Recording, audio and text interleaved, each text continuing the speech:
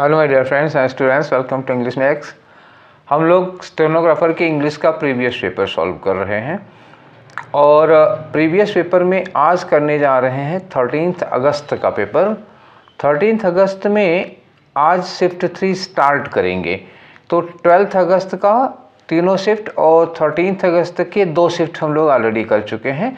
आज third shift शुरू करने जा रहे हैं। अच्छा, ये थर्ड शिफ्ट के बाद ये ख़त्म हो जाएगा। इसको हम 3 पार्ट में करेंगे, जिसका पहला पार्ट आज करेंगे, दूसरा पार्ट कल करेंगे और तीसरा पार्ट परसों करेंगे। तो क्वेश्चन नंबर 1 से लेकर के 35 तक आज होगा, 36 से लेकर के 65 तक कल वाले में होगा, उसके बाद 66 से लेकर के 100 तक के नेक्स्ट वाले में होगा। PDF में इसका दोपहर में ही डाल चुका हूँ, आप लोगों ने सॉल्व कर लिया होगा।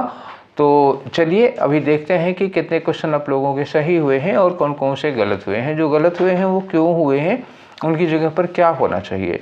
अच्छा, जो लोग आज हमारे साथ पहली बार जुड़ रहे हैं तो आपको अब तो पता चल ही गया होगा कि इसके पहले इसका 12 तारीख के 3 शिफ्ट के और 13 के भी और 2 शिफ्ट के इसके पहले करा चुका हूं। और 2022 में जो हुआ था स्टेनोग्राफर का पेपर, उसके भी सारे सेट लगा चुका हूं। ठीक है, तो वो भी आप लोग देख लीजिएगा। अभी तो एग्ज़ाम में कुछ दिन हैं, आराम से तैयारी करिए, रोज़ एक सेट लगाते रहिए, तभी बहुत ज़्यादा हो जाएगा मतलब। और मॉक टेस्ट लगाइए, उसके बाद एक मॉक टेस्ट डेली लगाइएगा। ठीक है, रिवीजन करिए, मॉक टेस्ट लगाइए, रिवीजन करिए, मॉक टेस्ट लगाइए, प्रीवियस पेपर लगाइए, पक्का हो जाएगा। आप अपनी स्किल की तैयारी करते रहिए साथ में, बाद में बहुत ज़्यादा मौका नहीं मिलता। तो चलिए स्टार्ट करते हैं आज का डिस्कशन। और पहला क्वेश्चन आपकी स्क्रीन पर देखिए। तो इस पहले क्वेश्चन में क्या है, आपको ग्रामेटिकल एरर बतानी है। ग्रामेटिकल एरर देखिए यहाँ पे क्या है कि you can have accused me of being lazy but I will not finish the project right now. तो कह ये रहे हैं कि you can have accused me of being lazy, आप मुझे आलसी होने का आरोप लगा सकते हैं, but I will not finish the project right now, पर मैं अभी नहीं इसको ख़त्म कर पाऊंगा। ठीक है, सीधे कहा। तो यहाँ यू कैन हैव अक्यूज्ड मी मतलब आप ऐसा आरोप मुझ पर लगा सकते थे, तो क्यों पास्ट में क्यों जाएंगे। यहाँ कहना है कि मैं अभी इसको पूरा नहीं कर पाऊंगा। यहाँ कहना है कि आप मेरे ऊपर आरोप लगा सकते थे, क्यों लगा सकते हैं। तो यू कैन अक्यूज मी, यहाँ क्या होगा, जो यू कैन हैव अक्यूज्ड लिखा है तो हैव अक्यूज्ड लगाने के बाद ये कैन का पास्ट बन जाएगा।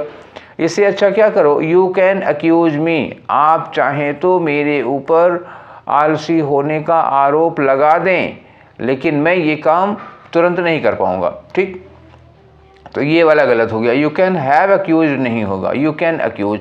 तो ये जो हैव अक्यूज है वो गलत हो गया। यू कैन के साथ वर्ब की फर्स्ट फॉर्म लगाओ, यू कैन अक्यूज मी। ये हो गया चौथा वाला। चलिए अगला क्वेश्चन देखते हैं। क्वेश्चन नंबर 2 में आपको क्या करना है, एक्टिव वॉइस में चेंज करना है। तो यहाँ लिखा है वाज, जब भी आपको वॉइस चेंज करना है या नरेशन चेंज करना है, सबसे पहला अटैक किस पर करना है, आपको वर्ब पर करना है। ठीक है, तो इसमें लगा है वाज के साथ वर्ब की थर्ड फॉर्म। दैट मीन्स कि एक्टिव वॉइस में यहाँ क्या रहा होगा, वर्ब की सेकेंड फॉर्म। तो वर्ब की सेकेंड फॉर्म मतलब हमें ये बाई सेफ लिखा है, तो द सेफ के बाद सीधे प्रिपेयर्ड चाहिए, हम वाज हटा लेंगे। The safe prepared. तो देखो अब यहाँ वाज प्रिपेयर्ड था, इसका एक्टिव यहाँ हैज प्रिपेयर्ड। हैज कैसे होगा वाज की जगह पर, ये भी गलत हो गया, ये हैड भी गलत हो गया। द सेफ प्रिपेयर्ड यही है वर्ब की सेकेंड फॉर्म में, तो ये चौथा वाला हुआ। ठीक है, अगला क्वेश्चन आ जाओ। अब आपका अगला क्वेश्चन है क्वेश्चन नंबर 3, जिसमें आपको बताना है एंटोनिम किसका, जनरल का।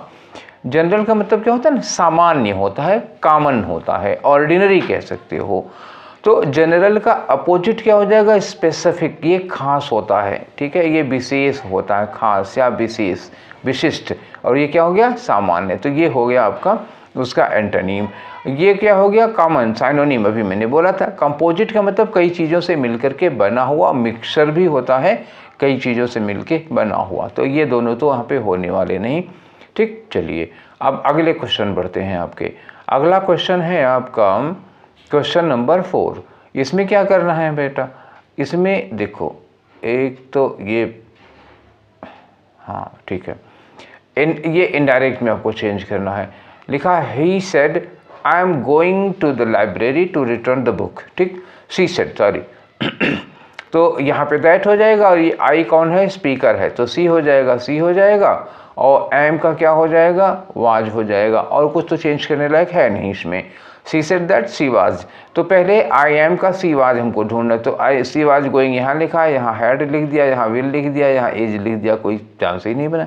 तो अभी शुरू में मैंने भी थोड़ी देर पहले मैंने बताया था कि जब एक्टिव से पैसिव बनाना हो, पैसिव से एक्टिव बनाना हो, डायरेक्ट से इनडायरेक्ट बनाना हो, इनडायरेक्ट से डायरेक्ट बनाना हो, आप सबसे पहला अटैक किस पर करेंगे, वर्ब पे करेंगे। सीधे वर्ब पर हमला करो, 90% संभावना है कि वहीं से आपका काम बन जाएगा। तो देखो यहाँ पे हमने सीधे वर्ब पे अटैक किया, 3 कट गए, एक ही बचा हुआ, तो ये लो।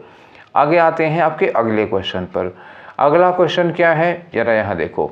अगला क्वेश्चन ये अंडरलाइन किया हुआ है, तो जो अंडरलाइन किया है उसको आपको सब्स्टिट्यूट करना है। यहाँ देखो, that can substitute the underline segment. पढ़ो, द फ्लफी कैट। फ्लफी का मतलब क्या होता है, जिसके खूब रोए होते हैं, जिसके खूब मतलब बाल बहुत ज़्यादा होते हैं, चित्र में दिख रहा होगा, ठीक है। तो फ्लफी कैट ऐसे ही कहते हैं, रोएदार या बड़े बालों वाले। Used to make a feeble cry. Feeble cry का मतलब क्या होता है, मतलब जब उसको खाने को कुछ मिलता था तो थोड़ा मियाऊं या थोड़ा गुर्राने टाइप की आवाज़ किया करती थी, बट धीमे से करती थी। बाय अदर्स, तो बाय अदर्स थोड़े ना होगा, वो दूसरों के द्वारा थोड़े ना करेगी, वो तो दूसरों के ऊपर गुर्राया करती थी, थोड़ा सा मुंह बनाया करती थी, ओवर लगेगा, ठीक है। Over the others. Only which food was supplied by Lipika.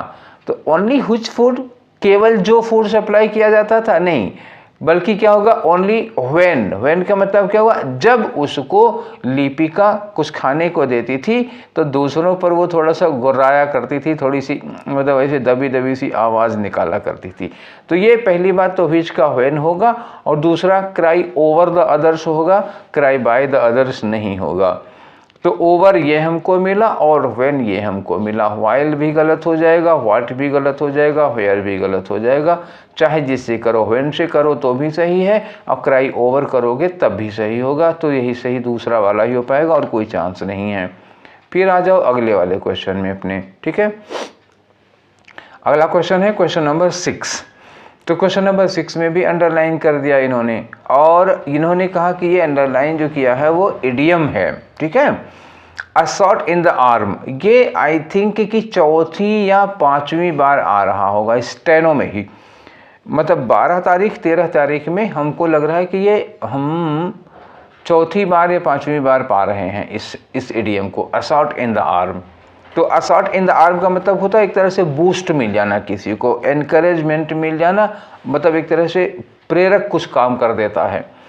लिखा क्वालिफाइंग फॉर जेईई, ठीक है, एडवांस्ड हैज़ गिवन अभिकृति, मतलब एक अभिकृति कोई नाम है, उसने जेईई एडवांस को क्वालिफाई किया, तो उसको क्या मिला, इससे बड़ी प्रेरणा, बड़ा एनकरेजमेंट मिला, बड़ा बूस्टअप मिला इसको, ठीक है।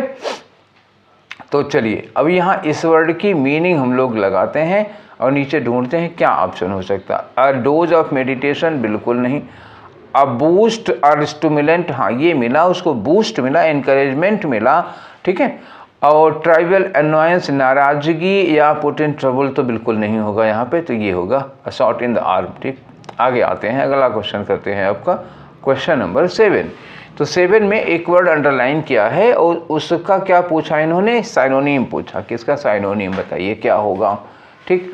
चलिए, तो artist skilfully capture the intricate contours of the mountain range. Contour क्या होता है, आप देखे होंगे समोच्च रेखाएं होती हैं, समान ऊंचाई को मिलाने वाली रेखाएं, तो इसी तरह से कंटूर होता है, वो ज्योग्राफी का वर्ड है, आप लोग जानते होंगे, जीएस तैयार किए होंगे तो अब पता होगा कंटूर क्या होता है।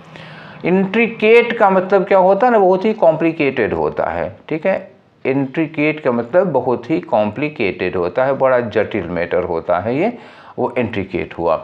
तो रीजनेबल का उचित हो गया, ये तो लगेगा नहीं। कॉम्प्लेक्स हो सकता है, कॉम्प्लेक्स और कॉम्प्लिकेटेड करीब सेम होते हैं, और सिस्टमेटिक तो बिल्कुल अपोजिट हो जाएगा, और फैंटास्टिक काल्पनिक हो जाएगा, ये नहीं लग पाएगा। तो क्या लगेगा, कॉम्प्लेक्स यहाँ पे सही सुटेबल है। इंट्रिकेट के 2 साइनोनिम है, कॉम्प्लेक्स कहो या कॉम्प्लिकेटेड कहो, एक ही बात होती है। आगे आते हैं आपके अगले वाले क्वेश्चन में। तो क्वेश्चन नंबर 8 है ये। क्वेश्चन नंबर 8 में भी अंडरलाइन किया हुआ है, ठीक है। तो देखते हैं क्या मतलब निकलता है इसका। और इसको सब्स्टिट्यूट करना है क्योंकि ये गलत है, गलती की जगह पे। अब कोई नो सब्स्टिट्यूशन का ऑप्शन नहीं है, करना ही है उसको सब्स्टिट्यूट। ठीक है, आ जाओ। मेनी क्यूबन्स, क्यूबन्स मतलब क्यूबा के निवासी हैं। मेनी क्यूबन्स इन सर्कमस्टेंसेज मतलब जो ठीक उसी सर्कमस्टेंसेज है, similar to what I had. अब ये लोग क्या हो गए हैं, become American citizens at the first opportunity, पहली ही अपॉर्चुनिटी में पहला ही मौका मिला तो ये लोग अमेरिकन सिटीजन बन जाते हैं। ठीक है, चलिए अब यहाँ लिखा है similar to what I had, तो इसी को आपको चेंज करना है। सिमिलर टू तो ठीक है, मतलब वही कंडीशन वही सर्कमस्टेंस है जिसमें हम थे। व्हाट आई हैड को चेंज करना पड़ेगा। लाइक दोज ऑफ माइन, देखो लाइक लगता तो है लेकिन लाइक एग्जाम्पल देने के लिए लगता है बेटा, कंपेयर करने के लिए नहीं लगता है। तो लाइक गलत हो जाता है यहाँ पे, लाइक ये गलत हो गया। ठीक, यहाँ लिखा similar to what I have, तो सिमिलर व्हाट आई हैव नहीं व्हाट आई हैव बीन, मतलब वही परिस्थितियाँ जिनमें मैं था या जिनमें मैं हूँ या जिन परिस्थितियों में मैं रहा हूँ। तो similar to those of similar to mine ये ज़्यादा ठीक होगा। मेरी परिस्थितियों में बहुत सारे क्यूबा के निवासी उन्हीं परिस्थितियों में जिनमें मैं था, मौका मिलने पर अमेरिका के सिटीजन बन गए। तो सिमिलर टू माइन का मतलब क्या होगा, in my circumstances, similar to my circumstances, वही होगा सिमिलर टू माइन। ठीक है, तो ये व्हाट आई हैव तो गलत हो जाएगा, या लगा होता in what, similar to in what I have been, ऐसे होता तो कुछ काम बन जाता है इसका, नहीं तो ये गलत हो गया। लाइक क्यों गलत हुआ, अभी बताए थे, लाइक एग्जाम्पल देने के लिए लगता है, कंपेयर करने के लिए नहीं लगता है। तो now you have only one option and that is option number 2। ठीक है, तो चलिए आगे बढ़ते हैं अगले क्वेश्चन की ओर, और आपका अगला क्वेश्चन है क्वेश्चन नंबर 9, जिसमें आपको खाली जगह भरनी है। ठीक है, आ जाओ। There was utter dash after the explosion, utter का मतलब जानते हो, एकदम से जिसे कह सकते हो घोर, बहुत ज़्यादा मतलब इंटेंसिटी में यूज किया जाता है अटर। तो क्या था, आफ्टर एक्सप्लोजन, एक्सप्लोजन का मतलब क्या हो गया, विस्फोट, विस्फोट के बाद वहाँ पर क्या रहा होगा बताओ, अटर पैसिफिज्म या अटर मेहम या अटर फोर्स या अटर बेल्टिंग। अटर पैसिफिज्म का मतलब क्या होता है, शांति, तो विस्फोट के बाद अटर शांति होगी, सवाल नहीं। मेहम का मतलब क्या होता है, एक तरह से विनाश या विध्वंस, विध्वंस या डिस्ट्रक्शन होगा। तो विस्फोट के बाद वहाँ पर भयानक डिस्ट्रक्शन हो सकता है, भयानक अफरा तफरी हो सकती है, अव्यवस्था हो सकता है, तो मेहम होगा यहाँ पे, अटर मेहम। फोर्स नहीं होगी, अटर विध्वंस के बाद मतलब विस्फोट के बाद अटर फोर्स या अटर बेल्टिंग, बेल्टिंग मतलब होता है बेल्ट से पीटना किसी को, ये सब तो हो ही नहीं सकता ना। मतलब सबसे सुटेबल क्या है, मेहम। अटर डिस्ट्रक्शन या अटर डिसऑर्डरलीनेस हो सकता है, कियाओस हो सकता है। ठीक है, चलिए आगे बढ़ते हैं। आपका अगला क्वेश्चन है और वो क्वेश्चन है क्वेश्चन नंबर 10। इसमें क्या करना है, बता रहे हैं कि वन वर्ड आप यूज करो किसके लिए, अंडरलाइन वर्ड्स के लिए। तो अंडरलाइन वर्ड्स क्या है, नोज एवरीथिंग, इसके लिए आप एक वर्ड यूज करो। अब इतने से ही पता चल जा रहा है नोज एवरीथिंग से, और पढ़ना हो तो पढ़ लो। Whatever topic discussed with the sage, जो भी टॉपिक आप उस साधु के साथ डिस्कस करें, it seemed that he new everything, ऐसा लगता था कि उन्हें सब कुछ पता है। तो नो एवरीथिंग का मतलब जिसे सब कुछ पता होता है। तो सब कुछ के लिए हम लोग क्या यूज करते हैं, ओमनी यूज करते हैं, और जानने के लिए, ज्ञान के लिए साइंस यूज करते हैं। तो साइंस ज्ञान होता है, तो सीएंट कर देंगे तो क्या हो गया, ज्ञानी। ओमनी सीएंट एक साथ लगा दो, हो गया सर्वज्ञ, सब कुछ जानने वाला। तो आंसर 2 होगा। ठीक, साइकोलॉजिस्ट का मतलब मनोवैज्ञानिक होगा, और एबनॉर्मल का मतलब एबनॉर्मल सनकी टाइप का हो जाएगा, जो नॉर्मल ना हो। और एक्सीलेंट का मतलब क्या होता है, ये बहुत तेज होता है, तो पर स्टूडेंट के लिए यूज किया जाता है ना, साधु महात्माओं के लिए नहीं।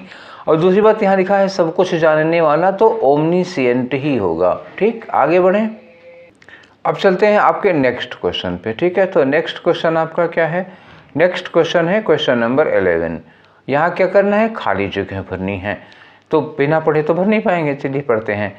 पन्ना in Madhya Pradesh is the diamond mining capital of India. समझ गए, एमपी में एक जगह है पन्ना, वो इंडिया की डायमंड माइनिंग कैपिटल मानी जाती है। तो यहाँ पे फॉर्चून सीकर्स मतलब जिन्हें अपना किस्मत बनानी होती है, have been dash, the territory, इस क्षेत्र को डैश करते रहे हैं फॉर ईयर्स, मतलब कई सालों से, इन pursuit of the precious stone. तो कीमती पत्थर पाने के लिए, मतलब डायमंड की वो माइन है ही, तो कीमती पत्थरों को पाने के लिए वो लोग जो फॉर्चून सीकर्स हैं उस इस टेरिटरी में क्या करते रहे हैं, अबंडन करते रहे हैं? बिल्कुल नहीं। फॉर्चून सीकर इस एरिया की छानबीन करेंगे ना, वहाँ पे ढूंढेंगे, खोजेंगे, तलाश करेंगे। अबंडन करके क्यों चले जाएंगे? फॉर्चून सीकर यहाँ आएंगे तो प्रीशियस पत्थरों को ढूंढेंगे ना, छोड़ के तो जाएंगे नहीं। तो अबंडनिंग तो नहीं हो सकता। स्कोरिंग का मतलब क्या होता है? सर्च करना। तो ये लगा सकते हो आप, सर्च लगा सकते हो। इग्नोर नहीं करेंगे इस जगह को, ना निगलेक्ट करेंगे, ठीक है? तो स्कोर करेंगे यहाँ पे। स्कोरिंग का मतलब क्या होता है? सर्चिंग। ठीक, चलिए आगे आ जाते हैं। अब आता है आपका क्वेश्चन नंबर 12। यहाँ क्या करना है? एरर बतानी है आपको। लिखा है रम्या, रम्या जो कि सौम्या की सिस्टर है, ऑलवेज टेल्स किरण, हमेशा किरण से ये कहती है कि सी विल हेल्प हिम, कि वो उनकी मदद करेगी। तो टेल्स तो ठीक है, टेल्स प्रेजेंट में है तो विल सही है, लेकिन विल के साथ जो हेल्प लिखा है ना वो गलत है, क्योंकि आपको याद होगा किसी भी मॉडल वर्ब, ठीक है ना, थोड़ा ये गलत हो गया, किसी भी मॉडल वर्ब के बाद हम हमेशा वर्ब की फर्स्ट फॉर्म लगाते हैं। Will, shall, can, could, should, would, may, might, must, ought, to, इन सब के साथ वर्ब की फर्स्ट फॉर्म लगती है। और ज़्यादा जानना हो तो हमारा वर्ब फॉर्म का वीडियो देख लो, मैंने पढ़ाया है वर्ब फॉर्म। 2 वीडियो हैं जिसमें पढ़ाया है मैंने, और 2 वीडियो हैं जिसमें प्रैक्टिस कराई है, ठीक है? तो इसके साथ हमेशा वर्ब की फर्स्ट फॉर्म लगेगी, विल के साथ। तो यही वाला गलत हो गया, पहला आंसर होगा आपका, वहाँ होगा सी विल हेल्प। ठीक, आगे आ जाओ। नेक्स्ट क्वेश्चन आपका है क्वेश्चन नंबर 13। फिर से एरर का है, nothing hinders the cat from reaching its master. कोई भी चीज़ बिल्ली को रोक नहीं पाती। हाइंडर का मतलब क्या होता है? रोक सकना। नथिंग हाइंडर्स, कोई बाधा नहीं बन पाता। The cat from reaching its master whenever it is listening to his voice, जब भी वो उनकी आवाज़ सुनती है। एक बिल्ली है, एक उसके मालिक हैं, तो जब भी उसके मालिक की आवाज़ आती है तो बिल्ली उनके पास पहुंच जाती है, कोई चीज़ उसको नहीं रोक पाएगी। ठीक, तो ये सेंटेंस जो है ना वो आदत से रिलेटेड है। व्हेन एवर लगाने का मतलब हुआ कि ये सेंटेंस रिपीटेड एक्शन होता है, रेगुलर एक्शन होता है, जो हमारी आदत या हमारे नेचर से रिलेटेड होता है। व्हेन एवर का मतलब जब जब, तो जैसे हम कहते हैं कि जब जब वो कमरे में आते हैं तब तब लाइट चली जाती है, ये क्या होता है? अक्सर, हमेशा ऐसा होता है। तो जब ये सेंटेंस आते हैं आदत वाले या रूटीन वाले होते हैं तो वो हमेशा किस में रखे जाते हैं? प्रेजेंट इंडेफिनिट में रखे जाते हैं। पी नहीं बना ठीक से, आप कहेंगे क्या लिखा है, तो प्रेजेंट इंडेफिनिट में रखे जाते हैं। तो ये जो व्हेन एवर इट लिसनिंग थोड़े ना होगा, व्हेन एवर इट लिसेंस, क्या होगा? When ever it licence. बिल्ली के लिए लगा है कि जब भी वो अपने मालिक की आवाज़ सुनती है तो उनके पास पहुंचने से उसको कोई रोक नहीं पाता। तो when ever it licence, when ever it listening नहीं, लिसेंस यहाँ पर यूज करेंगे, प्रेजेंट इंडेफिनिट यूज होगा, तो दूसरे वाले में गलती है। ठीक है, समझ गए ना? चलिए अब आगे चलते हैं आपके नेक्स्ट वाले क्वेश्चन में। ये क्वेश्चन नंबर 14 है। इनडायरेक्ट में चेंज करना है। I have been to Hyderabad, मैं हैदराबाद में रहा हूँ। विष्णु टोल्ड मी, विष्णु ने मुझे बताया। तो ये आई कौन है? आई हो गया आपका विष्णु हो गया, ठीक है। और हैव का हैड होगा, क्योंकि टोल्ड है, पास्ट में है। हैव का क्या हो जाएगा? हैड हो जाएगा। तो विष्णु हैड बीन मतलब ही हैड बीन, तो ढूंढो ही हैड बीन, तो क्या होगा यहाँ? विष्णु टेल मी, टेल तो हो ही नहीं सकता, ठीक है। अब यहाँ तक ये इसमें से ढूंढना होगा, ये टेल गलत हो गया।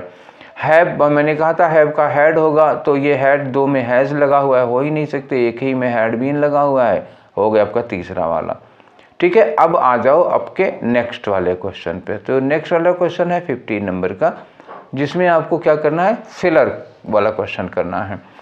चलो देखते हैं। आसंस, आसंस समझ रहे हो? योगा पोस्चर, जिसको मतलब योगा करते समय जब हम लोग पोस्चर लेते हैं तो उसको आसन कैसी चीज़ से, धनुरासन होता है, शवासन होता है, दुनिया भर के बहुत सारे, सूर्य नमस्कार आसन होता है, तो बहुत सारे आसन होते हैं। तो उन्हीं को कह रहे हैं कि asanas primarily serve as a lubrication practice of for the body joints, muscles, ligaments and other parts. तो हमारे बॉडी के जो जॉइंट्स हैं, मसल्स हैं, लिगामेंट्स हैं और अदर्स बॉडी के पार्ट्स हैं, उनके लिए ये लुब्रिकेशन प्रोवाइड करते हैं, लुब्रिकेशन देते हैं। Dash circulation and flexibility. तो अब ये बताओ, लुब्रिकेशन देंगे, ये तो हो गया। सर्कुलेशन और फ्लेक्सिबिलिटी को वो घटाएंगे कि बढ़ाएंगे? एक चीज़ बताओ हम, अगर लुब्रिकेशन देंगे शरीर को, तो हमारे जोड़ों को लुब्रिकेशन देंगे तो हमारी सर्कुलेशन और फ्लेक्सिबिलिटी को बढ़ाएंगे ना, घटाएंगे तो नहीं। तो ड्विंडल का मतलब क्या होता है? घटाना, फिर ये तो लग नहीं पाएगा। रिट्रेंच का मतलब होता है छटनी करना। जैसे आपके पास कर्मचारी 20 हैं और आपकी इनकम कम है, तो आप कर्मचारियों में 2-4 को निकाल देंगे, छटनी करते हैं, रिट्रेंच करते हैं इसको, ठीक है। तो ये भी नहीं लगेगा। बूस्टिंग, हाँ, ये बढ़ाता है, हमारी फ्लेक्सिबिलिटी और सर्कुलेशन को बढ़ाएगा। और ये लिखा अबेट, ABATE, तो ABATE जो लगता है ये ABATE और एक होता है ABET। तो ABET में बढ़ाते हैं, इनकरेज करते हैं, और ABATE मतलब उसको शांत करते हैं, कम करते हैं। तो ये नहीं लग, ये भी नहीं लग सकता, ये भी कम करने के लिए लगा है। तो आपका एक ही ऑप्शन लग पाएगा इसमें, बूस्टिंग का, ठीक है। वो सर्कुलेशन को बूस्ट करेंगे, फ्लेक्सिबिलिटी को बूस्ट करेंगे। चलिए नेक्स्ट क्वेश्चन पे चलते हैं आपके। तो अगला क्वेश्चन है क्वेश्चन नंबर 16। आपको क्या बताना है? साइनोनिम बताना है। किसका? जुबिलेंट का। जुबिलेंट का मतलब क्या होता है ना, बड़ा खुश, बहुत प्रसन्न आदमी होता है। जैसे ओवरजॉयड कह सकते हो, ज़रूरत से ज़्यादा ही, मतलब इतना खुश हो गया है कि उसकी खुशी थामे नहीं थम रही है, ओवरजॉयड होगा। तो ये दिया हुआ है ओवरजॉयड, यही होगा। स्टंटेड क्या चीज़ होता है? स्टंटेड का मतलब जब किसी चीज़ की वृद्धि को रोक दिया जाता है। एक दिन डिस्कशन कराते समय मैंने बताया था ना कि स्टंटेड या बोनसाई पौधे होते हैं। तो बोनसाई पौधे क्या होते हैं? जैसे मान लो जो बड़े पेड़ होते हैं उनको गमले में लगा दो तो बहुत ज़्यादा बड़े नहीं होंगे, छोटे हो जाएंगे, तो उनकी वृद्धि को रोक दिया जाता है, वो स्टंटेड होते हैं। वो होगा नहीं, जर्नी मतलब यात्रा करने के लिए लगा, टेरिफाइड, डरा हुआ होगा।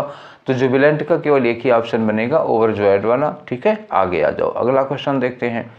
तो यहाँ पे डायरेक्ट स्पीच में आपको चेंज करना है। लिखा है कि पार्वती एक्सप्लेन्ड, तो पार्वती एक्सप्लेन, यहाँ दैट लगा हुआ है तो यही इन्वर्टेड कामा लगाना होगा। सी कौन है? पार्वती है, तो यहाँ लगा होगा आई, और वाज के लिए अब क्या हो जाएगा? प्रेजेंट में एम हो जाएगा। आई एम प्लेइंग, तो आप पहले आई एम तो ढूंढो। तो आई एम, यहाँ आई प्लेड, पास्ट इंडेफिनिट होगा तो इसका जो तो हैड बन जाता, ये हो नहीं पाएगा। आई एम प्लेइंग ये लिखा हुआ है, यहाँ आई प्लेइंग है, यहाँ आई प्लेइंग है, होगा नहीं, आई एम प्लेइंग होगा, ठीक है। मैंने कहा था ना वर्ब पे अटैक करो सबसे पहले। आगे आ जाओ, अपना क्वेश्चन अगला, क्वेश्चन नंबर क्या है? 18। क्या करना है आपको? एक्टिव वॉइस में चेंज करना है। तो एक्टिव वॉइस में आपको पहले हेल्पिंग वर्ब पकड़नी होगी, विल हैव बीन। इसमें से क्या करो आप? बीन हटा दो, ठीक है। विल हैव के साथ थर्ड फॉर्म लगेगा, बाय हर है तो सी पहले आ जाएगा। सी विल हैव ओपेंड, तो विल हैव ढूंढो आप, ये विल ओपन है, नहीं होगा। विल हैव बीन लगा हुआ है, बीन पैसिव में लगता है, एक्टिव में नहीं, तो ये हो गया विल हैव ओपेंड। यहाँ विल बी ओपेंड गलत हो गया, तो विल हैव ओपेंड ले लो, यही आपका आंसर हुआ, ठीक है। आगे आ जाओ, क्वेश्चन नंबर 19 में क्या है? फिर से एरर का क्वेश्चन है। तो communicating what you felt was not always easy in Rita, ठीक। तो इसमें क्या गलत है? इजी इन रीता नहीं होगा बेटा, ये गलत हो जाएगा। अच्छा आपको समझाता हूँ मैं, यहाँ क्या होना चाहिए। इजी के साथ टू लगता है और इजी के साथ फार लगता है। अब ये समझ लो कि कब हमें टू लगाना है, कब फार लगाना है। तो इजी टू लगता है ना, इजी टू समबडी का मतलब होता है हमारे पॉइंट ऑफ व्यू से, हमारे दृष्टिकोण से। जैसे कोई क्वेश्चन हो, हम कहते हैं कि this question is easy to me. Easy to me मतलब हमारी सोच से, हमारे सोचने के अकॉर्डिंग, हमारी मतलब थिंकिंग के अकॉर्डिंग ये क्वेश्चन आसान है। और फार कब लगता है? जब हम एबिलिटी यूज करते हैं, मतलब हमारी क्षमता के लिए। मान लो हम मैथ से MSc किए हैं और क्लास 8 तक का कोई क्वेश्चन होगा तो हम क्या कहेंगे? This question is easy for me. Easy for me मतलब एक MSc किए हुए के लिए कक्षा 8 का क्वेश्चन तो इजी हो जाएगा ना, ये चीज़ हो जाती है। तो इजी टू या इजी फार, यहाँ पे यही दो लग सकते हैं। इजी इन तो किसी कीमत पर नहीं लगेगा। अब लगा क्या पाएंगे? Communicating what you felt was not always, जो आपने कहा उसको कम्युनिकेट करना, जो आप महसूस कर रहे हैं उसको कम्युनिकेट करना रीता के लिए आसान है। तो यहाँ पे क्या हुआ, ये उसकी एबिलिटी के लिए आ रहा है, तो एबिलिटी के लिए आ रहा है तो क्या होगा, ईजी फॉर आ रहा है। ठीक है, चलिए नेक्स्ट वाले पे आते हैं। आपका क्वेश्चन, अगला क्वेश्चन है आपका क्वेश्चन नंबर 20। क्वेश्चन नंबर 20 में क्या करना है, फिर से आपको एरर फाइंड आउट करनी है। तो नो एरर ये पहला ऑप्शन दिया हुआ है, अगर एरर हो तो हो, नहीं तो फिर नो एरर होगा। Jaya takes classes for 2 months. ठीक है, अभी यार यहाँ फॉर 2 मंथ्स लग गया तो टेक्स तो गलत हो जाएगा। To pass the national eligibility test, NET को पास करने के लिए वो 2 महीने से क्लासेस कर रही है। तो फॉर 2 मंथ्स, देखो मैंने पहले भी आपको बताया है कि फॉर के साथ और सिंस के साथ अगर टाइम लगा हुआ हो, ठीक है, फॉर जैसे फॉर मान लिखा कि फॉर 6 मंथ लिखा, फॉर 2 मंथ लिखा, फॉर 3 वीक्स 2 वीक्स ऐसे कुछ लिखा हुआ, या सिंस के साथ कोई पॉइंट ऑफ टाइम दे दिया गया, since morning, since yesterday, since 2026 ऐसे कुछ लिखा होगा। 26 में कहाँ चले गया, सिंस 2022, अभी 26 आया भी नहीं है। तो मतलब सिंस के साथ या फॉर के साथ ऐसे कोई टाइम लगा हो तो जो सेंटेंस होगा वो किस में होगा, या तो परफेक्ट टेंस में होगा या परफेक्ट कंटिन्यूअस में, इंडेफिनिट में तो कभी नहीं हो सकता। ये टेक्स गलत है, और एक्चुअली यहाँ होना क्या चाहिए था कि जया हैज़ बीन टेकिंग, क्या होगा, Jaya has been taking classes for 2 months. ठीक है, तो गलती कहाँ हो गई, ये टेक्स क्लासेस गलत हो गया आपका, चौथा वाला आंसर होगा। आगे आ जाओ, नेक्स्ट वाले में चलते हैं। आपके क्वेश्चन नंबर 21, यहाँ क्या करना है, एंटोनिम बताना है। किसका एंटोनिम बताना है, कोलैप्स का। कोलैप्स का मतलब क्या होता है, जैसे कोई चीज़ ढह जाती है, जैसे आपकी कोई योजना है, आपका कोई प्लान है, वो फेल हो गया, गिर गया, मतलब बेकार हो गया, कोलैप्स कर जाना। योजना, कोई कंपनी कोलैप्स कर जाती है, मतलब असफल हो गई, तो ये आता है कोलैप्स के लिए। फ्लरिश का मतलब क्या होता है, फ्लरिश मतलब ग्रो करना, डेवलप करना। ठीक है, ग्रो है, प्रोग्रेस है, डेवलप करना, ये फ्लरिश करना होता है, फलना फूलना। तो कोलैप्स का एंटोनिम तो यही है। अच्छा, फ्लाउंडर का मतलब क्या होता है, फ्लाउंडर का मतलब होता है फॉइल, असफल हो जाना। ठीक है, या फॉइल करना, या आप ये कह सकते हो फेल कर जाना, ये होता है फ्लाउंडर। तो ये साइनोनिम में आ जाएगा। स्लिप करना, नीचे सरकने के लिए हो गया, साइनोनिम में आ जाएगा। कोलैबोरेट करना मतलब किसी के साथ मिल जाना, किसी के साथ कोलैबोरेशन कर लेना। ठीक है, तो ये भी लगेगा नहीं। तो कोलैप्स करने का एंटोनिम क्या होगा, फ्लरिश करना, पहला वाला आंसर हो जाएगा। ठीक है, नेक्स्ट में आ जाओ। आपका अगला क्वेश्चन जो है वो है 22 का। इसमें आपको वॉइस चेंज करनी है, एक्टिव वॉइस में कह रहे हैं। तो अब batch of cookies was baked, was baked, देखो ये लिखा हुआ वाज बेक्ड पैसिव वॉइस है। और हमारा शुरुआत में पहला या दूसरा क्वेश्चन इसी तरह का था, शायद पहला ही क्वेश्चन था, उसमें भी ऐसे ही था। तो वाज के साथ थर्ड फॉर्म लगी थी, तो हमने कहा था जब वाज के साथ थर्ड फॉर्म लगी हो तो एक्टिव वॉइस में क्या होनी चाहिए, और की सेकेंड फॉर्म होनी चाहिए। और यहाँ बाई हर लिखा है, वहाँ भी बाई हर ही लिखा था, तो हर यहाँ आके क्या बनेगा, सी बन जाएगा। तो ये अबैच, देखो पैसिव वॉइस में अबैच से शुरू था सेंटेंस, तो एक्टिव में तो नहीं हो पाएगा ना, गलत हो जाएगा। और यहाँ पर पे देखो, यहाँ फॉर द पार्टी लिखा हुआ, गलत हो गया, सी से स्टार्ट हो गया। ठीक है, तो ये सी पहले आ गया, हर पहले आया, सी हो गया। सी के साथ हमें वर्ब की सेकंड फॉर्म चाहिए, तो ये बेक्ड लगी हुई है, और ये हैज़ बीन लगा हुआ है, तो गलत हो गया। 3 गलत हो गए, तो अब एक बचा है, वही हमारा आंसर हो जाएगा। ठीक है, आगे आ जाओ, नेक्स्ट में आते हैं आपके क्वेश्चन नंबर 23 में। तो क्वेश्चन नंबर 23 क्या कर रहा है, आपको एंटोनिम बताना है। किसका एंटोनिम बताना है आपको, ओपेक का। तो ओपेक का देखो 2 मतलब होता है। एक, ओपेक का मतलब क्या होता है, जो पारदर्शी ना हो, जो ट्रांसपेरेंट ना हो, जिसके आर पार हम नहीं देख सकते हैं। अच्छा, कोई चीज़ जिसके हम इस पार से उस पार देख नहीं सकते, लाइट जिसको पार नहीं कर पाएगी, वो स्पष्ट होगा या अस्पष्ट होगा, अस्पष्ट होगा, क्लियर नहीं होगा। तो एक तो ओपेक होता है अपारदर्शी, क्या हो गया, अपारदर्शी, जिसके इस पार से उस पार ना देख सके। दूसरा क्या होता है ना, जिसे एक अर्थ निकालने में कठिन होता है, जो समझने में आसान नहीं हो, ये भी हो जाएगा। जैसे आपने कोई पैसेज पढ़ा और पैसेज समझ में नहीं आया, जिसका अर्थ या मतलब समझ में नहीं आया, तो क्या हो जाता है, वो कठिन हो जाता है। दुर्बोध कहते हैं हिंदी में, समझ पाओगे, हमको लगता है हिंदी अंग्रेजी से भी कठिन है। हिंदी में इसको कहते हैं दुर्बोध। दुर्बोध का मतलब difficult to understand the meaning, वो होता है दुर्बोध। तो दोनों मीनिंग में ओपेक आता है। अगर ट्रांसपेरेंट मिल गया तो वो मिलेगा, नहीं तो दूसरा मिलेगा। ट्रांसिएंट एक वर्ड दिया हुआ है, तो धोखा मत खाना, ट्रांसपेरेंट ट्रांसिएंट सिमिलर नहीं है।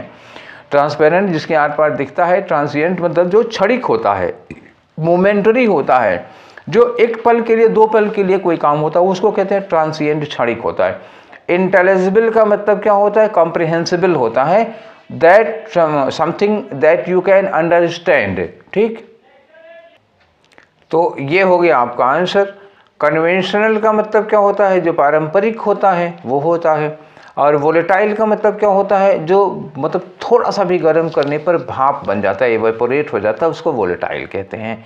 तो आंसर आपका ये वाला रहा। आगे बढ़ते हैं आपके नेक्स्ट क्वेश्चन पर, और अगला क्वेश्चन है आपका क्वेश्चन नंबर 24। तो ये अरेंजमेंट का क्वेश्चन है, इसको एक बार आपको पढ़ना पड़ेगा तभी हो पाएगा। खैर पढ़ना तो सभी को पड़ता है। चलिए, लिखा है कि this digital universe is not restricted to technology gadgets. ये जो डिजिटल यूनिवर्स है, डिजिटल का मतलब ये डिजिटल तो आप लोग समझ ही रहे होंगे, हिंदी नहीं बता सकते इसकी। तो ये जो डिजिटल यूनिवर्स है is not restricted to technology gadgets, केवल टेक्नोलॉजी गजेट्स तक ही सीमित नहीं है। जैसे कि searching for information on the internet, खाली यहीं तक नहीं है डिजिटल यूनिवर्स, इसकी और आगे है। आपने गूगल पे कुछ सर्च कर लिया तो सोच को लगता है हम तो डिजिटल हो गए, हमको सब कुछ डिजिटल आ गया, इससे बहुत कुछ ज़्यादा है जी। आगे लिखा है कि अ डिजिटल रियल्म, रियल्म का मतलब क्या है? दुनिया। तो digital realm is created through metaverse technology, ये मेटावर्स टेक्नोलॉजी के जरिए क्रिएट की गई है। लिखा है the human presence will be marked by the existence of avatar which will be free to interact with one another in 3D virtual spaces। ठीक, और डी में है कि you may not only glance at this in the at things in this, you can also feel and mark your presence in the augmented reality। ठीक है, तो अब यहाँ पे तो यू पे आ गए और ह्यूमन पे आ गए। अभी हम यू और ह्यूमन किस में है? यूनिवर्स में है। तो हम सबसे पहले क्या करते हैं? यूनिवर्स वाले दोनों सेंटेंस लगाएंगे, दिस डिजिटल यूनिवर्स और लिखा है अ डिजिटल रियल्म। ठीक है, तो ये दोनों डिजिटल दुनिया की बात है। तो जिसमें आ लगा हुआ है वो पहले होगा और जिसमें दिस लगा हुआ है ये बाद में होगा। तो इसका मतलब हमारा जो पैराग्राफ होगा वो बी से शुरू होके ए पे जाएगा। क्लियर है कि नहीं? ठीक, और यहाँ पे देख लो, सी डी में देख लो, तो यहाँ पे क्या लिखा है कि the human presence will be marked, और यहाँ पे क्या लिखा है? Mark your presence in augmented reality. तो हम पहले क्या कर देंगे? डी पहले कर लेंगे, फिर सी कर लेंगे। तो बी ए डी सी ढूंढो, ये ऑप्शन कहीं मिलता है क्या कि बी ए डी सी ये वाला मिला, तो हमने लगा दिया। चलिए आगे बढ़ते हैं। आपका अगला वाला क्वेश्चन क्या होगा? अगला क्वेश्चन है क्वेश्चन नंबर 25। ठीक, तो इसमें करना क्या है? इनडायरेक्ट स्पीच में चेंज करना है। लिखा है कि Rahul says I go to the gym daily. Rahul says, ध्यान देना यहाँ पर सेज लिखा हुआ है भैया, तो यहीं से देख लेंगे। यहाँ पे सेज लिखा हुआ है, यहाँ टोल्ड लिखा है, नहीं होगा, एक्सप्लेन्ड होगा, नहीं होगा, सेड नहीं होगा, पढ़ा ही नहीं मैंने, बस यहीं से काम हो गया। ठीक है, देख रहे हो, इस तरह के क्वेश्चन आते हैं। अब थोड़ा प्रेजेंस ऑफ माइंड लगाओ, बहुत मतलब बहुत ज़्यादा डिफिकल्ट नहीं है ये सब नॉलेज नहीं, प्रेजेंस ऑफ माइंड का खेल है। नॉलेज तो होनी ही चाहिए, लेकिन प्रेजेंस ऑफ माइंड अपनी एकदम बरकरार रखो। सेज पे नहीं ध्यान दिया तो वही भागे, किसी ने कहा कौआ कान ले गया तो कौए के पीछे भाग लिए, पहले कान तो देखो। ठीक है, अगला क्वेश्चन 26 है, साइनोनिम बताना है आपको। किसका? लैविश का। लैविश का मतलब क्या होता है? जैसे फिजूल खर्च करने वाला होता है, मतलब एकदम लुटाऊ टाइप का आदमी होगा, फिजूल खर्च हो गया। ठीक है, या आप कह सकते हो एक्स्ट्रावेजेंट है, स्पेंडथ्रिफ्ट है, ये होता है। मीज़र का मतलब क्या होता है ना? बहुत ही पिटी, बहुत ही अल्प, बहुत ही गैर मामूली, अनइम्पोर्टेंट, इनसिग्निफिकेंट। स्टाइलिश तो समझ ही रहे हो, बड़े फैशन वाला हो जाएगा, तो ये भी ना हो पाएगा ना ये हो पाएगा, साइनोनिम। लग्जरियस का मतलब क्या हो गया? बड़ा ही ऐशो आराम वाला। तो हाँ देखिए, एक और देख लें तो बताएं आपको। यूनिक का मतलब जिसके जैसा कोई नहीं, ये भी नहीं हो पाएगा, अब यही हो पाएगा। लैविश मतलब फिजूल खर्च करने वाला, एक्स्ट्रावेजेंट होता है, स्पेंडथ्रिफ्ट होता है, पैसा बहुत खर्चा करता है, तो वो लग्जरियस आदमी होगा, क्योंकि लग्जरियस आदमी ही लैविश हो सकता है। ठीक है, तीसरा वाला हो गया। आगे आ जाओ नेक्स्ट पे भैया। अगला है क्वेश्चन आपका क्वेश्चन नंबर 27। इसमें खाली जगह भरनी है। पढ़ के देखो, लिखा है the fire damage the utensils so much. जो आग लगी थी तो आग ने यूटेंसिल्स मतलब बर्तनों को इतना बुरी तरह डैमेज किया कि it was impossible to dash them, मतलब उनको पुरानी स्थिति में लाना बहुत ही मुश्किल था। तो एक ऑप्शन इसमें है रिट्राइव, ठीक है। तो रिट्राइव तो सही है। रिट्राइव का मतलब होता है पुरानी स्थिति में फिर से वापस लाना, मतलब आग लगने के पहले वो जैसे थे उस स्थिति में उनको फिर से ले आए, तो वो रिट्राइव करना होगा, तो यही होता है ऑप्शन। एक रहा रिट्रैक्ट। तो रिट्रैक्ट का मतलब होता है अपनी बात से मुकर जाना। जैसे कल हमने कहा कि हम आपको 10,000 रुपये दे देंगे, आपकी मदद कर देंगे, आज हम कह रहे यार नहीं हो पाया, मतलब नहीं दे पाएंगे, ये मुकरना होता है। आप अपनी ही बात से मुकर जा रहे हो। रिट्रीट का मतलब क्या होता है? पीछे हटना। ये खास तौर से सेना वगैरह के लिए यूज करते हैं। आप किसी भी कार्य के लिए आगे बढ़ लिए हैं और किसी कारणवश आप पीछे हट रहे हैं तो पीछे हटना। रिट्रेस का मतलब जिस रास्ते आए थे उसी रास्ते वापस जाओ, तो रिट्रेस हो जाता है। फिलहाल ध्यान रखना इन तीनों का, मतलब चारों वर्ड वही से उसी री से बने हुए हैं, थोड़ा थोड़ा फ़र्क है इनमें। ये तीनों नहीं हो पाएंगे। क्यों नहीं हो पाएंगे मैंने आपको मतलब बता दिया। आगे चलते हैं, क्वेश्चन नंबर 28 लेते हैं। इसमें आपको एरर बतानी है। तो Naira promise me to show me how to fish for salmon but he never had the time, पर उसके पास कभी टाइम नहीं रहा, ठीक। तो प्रॉमिस देखो यहाँ पर लिखा है प्रॉमिस। अब नायरा क्या है? सिंगुलर सब्जेक्ट है, तो गड़बड़ी कहाँ हो गई? नायरा सिंगुलर सब्जेक्ट है और प्रॉमिस क्या है? वर्ब की फर्स्ट फॉर्म, तो मतलब ये प्लूरल वर्ब है, गड़बड़ यहीं हो जाएगा। तो यहाँ क्या होगा? प्रॉमिस्ड करो, या तो प्रॉमिसेस करो, या हैज प्रॉमिस्ड करो, कुछ भी करो। नायरा हैज प्रॉमिस्ड मी, या नायरा प्रॉमिस्ड मी, या नायरा प्रोमिसेस में। हालांकि प्रोमिसेस नहीं हो पाएगा क्योंकि यहाँ पे लिखा ही नेवर हैड टाइम, तो ये पास्ट में गया ना, हैड में गया, तो ये हैड में गया, तो इसका मतलब हम यहाँ पे क्या करते हैं? वर्ब की सेकंड फॉर्म प्रॉमिस्ड कर दें या हैड प्रॉमिस्ड कर दो तो ज़्यादा ठीक होगा। Naira had promised me. अच्छा, एक गलती मुझे और नज़र आ रही है जो आप लोगों को भी आई होगी। ये जो नायरा लिखा है उसी के लिए यहाँ लिखा है ही लिखा हुआ है, ठीक है। उसने नायरा ने मुझे कहा था कि मैं वो अब मतलब मुझे बताएंगे कि सालमन को कैसे फिश किया जाता है, फिश फॉर सालमन। आगे लिखा है but he never had the time, he नायरा के लिए। अब हमको ये लग रहा था कि नायरा जो है वो फीमेल है, लड़की है, तो अगर ये लड़की है तो यहाँ पे सी होना चाहिए था, लेकिन अब ही लगा रखे हैं। अब चलो ठीक है, वही है तो हम ये मान लेते हैं कि नायरा लड़का होगी, और क्या। पर हमको नायरा जो नाम है ना वो मेल लग नहीं रहा था, लेकिन ये ब्लंडर है, वर्ब के टेंस की ही गलती है, तो ये बड़ी गलती होगी, यहाँ पर हमको करना पड़ेगा एरर, ठीक। तो चलते हैं अब अपन के नेक्स्ट क्वेश्चन में। तो अगला क्वेश्चन है आपका क्वेश्चन नंबर 29। इसमें आपको क्या करना है? पैसिव वॉइस बनानी है। सेंटेंस लिखा है the government is implementing new policies to reduce pollution in the city. Implementing new policies, new policies हमारा सब्जेक्ट हो जाएगा। हो सकता है कि पूरा लिखा हो new policies to reduce pollution in the city, पूरा लिखा हो। पहले हमें देखना इज इम्प्लीमेंटिंग, तो न्यू पॉलिसीज जो है वो प्लूरल हो जाएगा, इसलिए यहाँ इसकी जगह आर होगा, और इम्प्लीमेंटिंग में क्या होगा? Being implemented. तो हम पहले वर्ब ही क्यों ना देख लें, ठीक है। यहाँ लिखा इज बाय द गवर्नमेंट। अब इज बाय द गवर्नमेंट तो नहीं हो पाएगा, गलत हो जाएगा, इज बीइंग इम्प्लीमेंटेड होना चाहिए ना यहाँ पर, तो ये गलत हो गया। अब दूसरे वाले में इज बीइंग कहीं दिख ही नहीं रहा, गवर्नमेंट इम्प्लीमेंटेड, तो एक्टिव वॉइस हो जाएगा।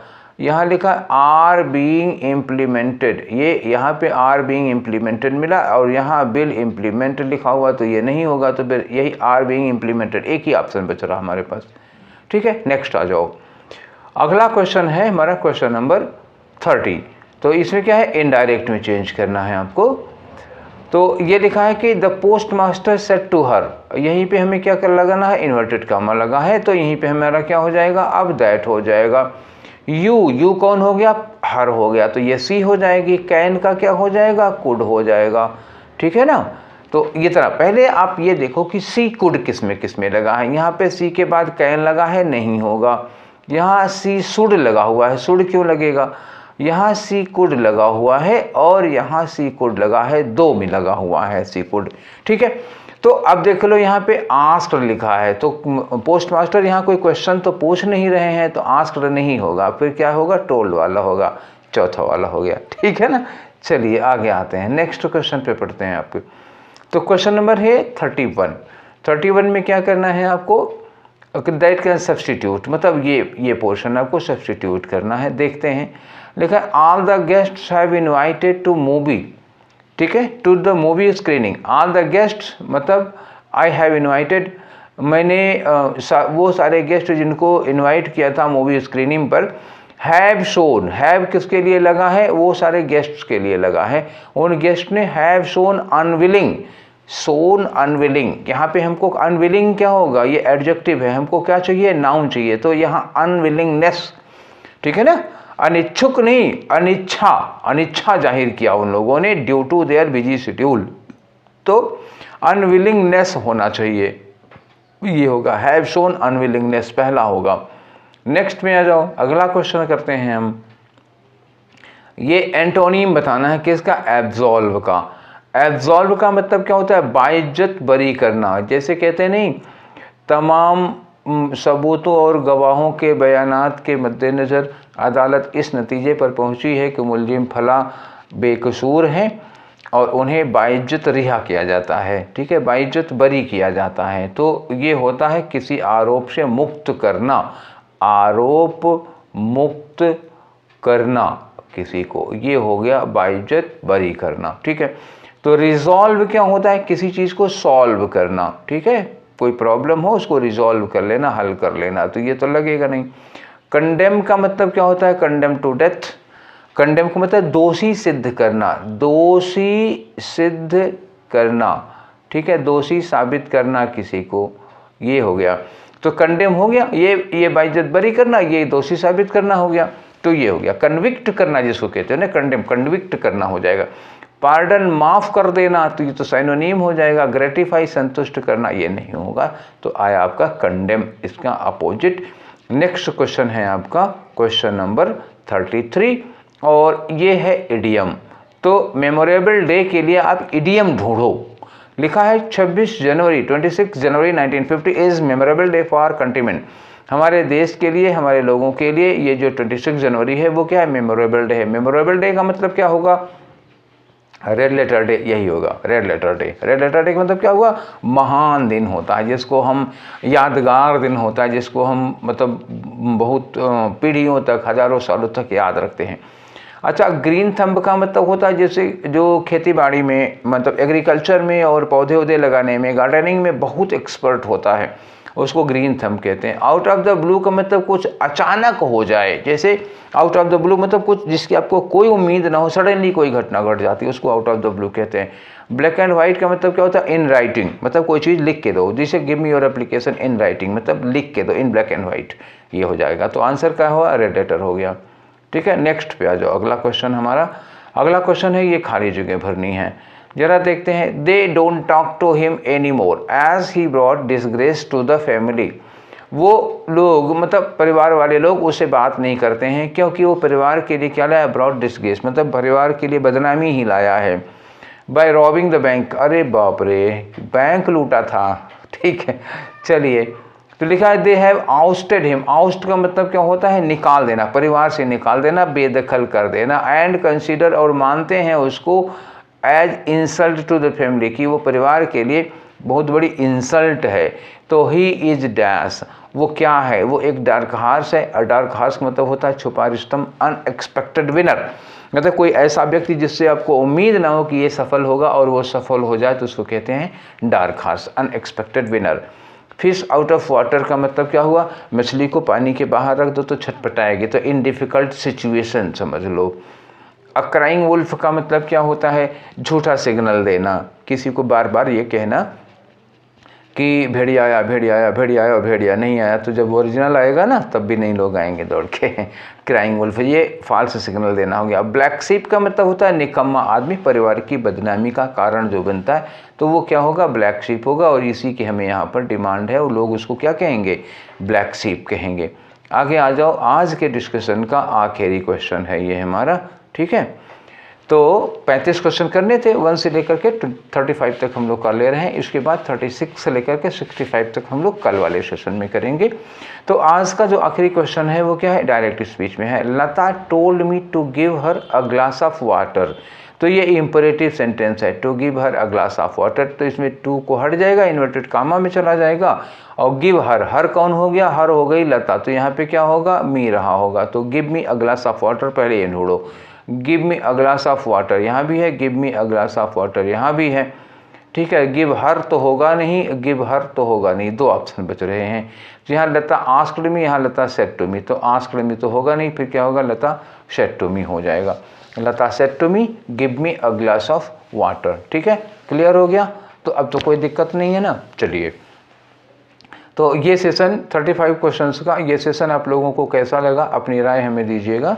और फिर हम लोग मिलेंगे कल वाले सेशन में। तब तक आप लोग पढ़ाई करते रहिए, खाइए पीजिए, मस्त रहिए, ठीक है। तो मिलते हैं अगले वाले सेशन में। Till then take care, thank you.